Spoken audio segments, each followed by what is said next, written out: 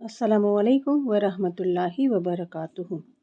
आज हम बात करेंगे जन्नत और जहन्नम की कुछ हकीकतें। आज मानो या ना मानो पर कुछ रियलिटीज़, कुछ हकीकतें ऐसी हैं जिसको इंसान कभी बदल नहीं सकता, चाहे वो कोई भी मज़हब का क्यों ना हो और दुनिया के कोई भी कोने में क्यों ना रहता हो। चाहे इंसान कितनी भी प्रोग्रेस कर ले, साइंस में तरक्की कर ले, कितनी भी टेक्नोलॉजी में तरक्की कर ले, मौत एक ऐसी सच्चाई है जिसे कोई भी रोक नहीं सकता। मौत तो बरहक है, मौत तो हर एक लाइफ को आनी ही आनी है। एक दूसरी बड़ी रियलिटी वो ये कि मरने के बाद सिर्फ जहन्नम और जन्नत। और तीसरी हकीकत वो ये है कि आखिरत की लाइफ वो कभी ना ख़त्म होने वाली होगी। तो जो जन्नत में जाएंगे वो जन्नत में ही रहेंगे, और जिसने शिर्क किया और मौत शिर्क पर आई तो वो लोग हमेशा हमेशा के लिए जहन्नम में ही रहेंगे। हम तो बातें जन्नत की करते हैं, अल्लाह की कुदरत, उसकी रहमत और उसकी बड़ाई और उसकी पाकी की बातें तो करते हैं। तो वो तो अल्लाह की रहमत से जन्नत में जाएंगे, पर जो अल्लाह की नाफरमानी करके जहन्नम में गए, उनके साथ क्या मामला होता है, क्या हाल होगा उनका। तो उनको बहुत बड़ा अज़ाब तो होगा, पर उससे भी बड़ा अज़ाब ये होगा, वो है शदीद भूख का। जिस तरह उन पर फिज़िकल टॉर्चर होता रहेगा, साथ साथ उनको शदीद भूख और प्यास भी मुसल्लत कर दी जाएगी।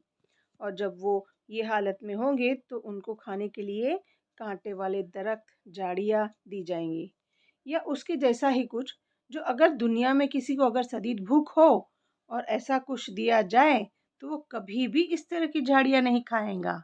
पर वहाँ उसे ऐसा खाना दिया जाएगा और मजबूरी में उसे वो खाना ही पड़ेगा, और वो उसके हलक में अटकेगा, उसका गला छिल जाएगा, पेट, आंते वही जहरीली चीज़ खाकर जल गल जाएंगी।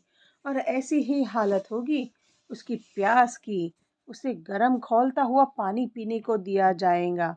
और हदीस में भी है कि अगर वो पानी, वो जो जहन्नमी होगा, अगर वो मुंह के पास आने के साथ में ही उसका मुंह झुलस जाएगा, फिर भी वो पिएगा, क्योंकि इतनी ज़बरदस्त उसकी प्यास होगी। और जैसे ही वो पिएगा पूरा गला छिल देगा, और जैसे जैसे वो पानी नीचे जाता जाएगा उसके पेट, उसकी आंतें वगैरह टुकड़े टुकड़े होते जाएंगे।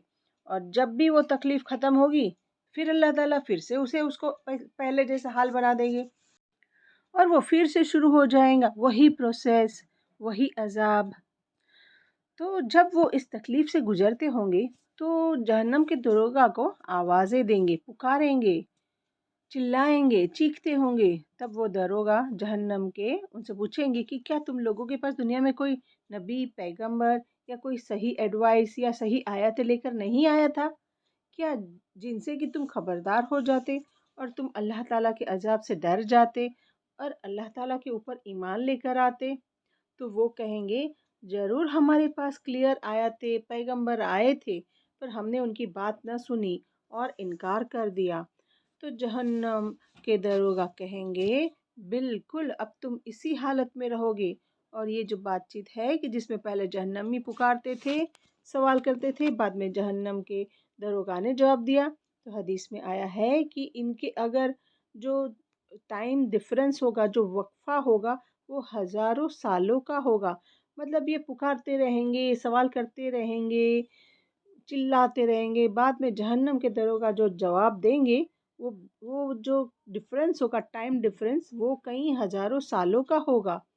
इसी तरह दूसरी एक हदीस में भी है कि इन लोगों पर ये अजाब हज़ारों सालों का होगा, पर हर दिन ये अजाब का मज़ा, अजाब की सज़ा बढ़ती ही जाएगी, यानी कि और सख्त अजाब होता जाएगा।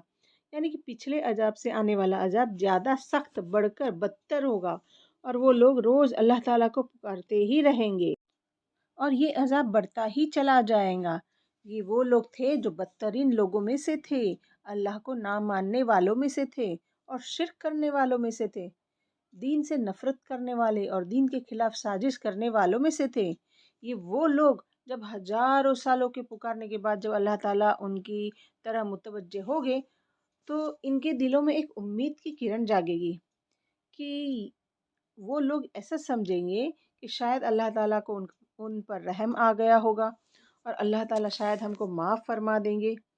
تو ہزاروں سالوں بعد جب اللہ تعالیٰ فرشتوں کو حکم دیں گے اور ایک جانور لایا جائے گا، وہ جانور وہ ہوگا موت۔